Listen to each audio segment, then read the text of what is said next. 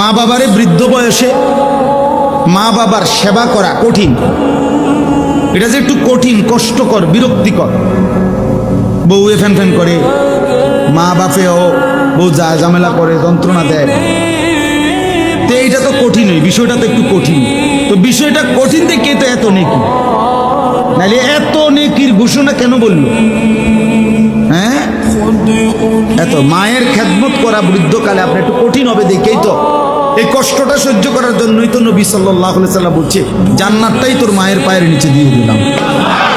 তো এটা একটু কঠিন দেখেই তো, বিষয়টা যে একটু কঠিন হবে এই জন্য পুরস্কারের ঘোষণাও তো দিছে কি বেশি বড় সড়ো ঘোষণা দিচ্ছেন। তাইলে আমরা এটা কি মামুলি মনে করছি? আখেরাত অর্জন হবে, মায়ের খুশির উপরে জান্নাত পেয়ে যাবেন। জান্নাত কি মামুর বাড়ি? জান্নাত কি দুইটা রুম আর একটা বারিন্দা নাকি?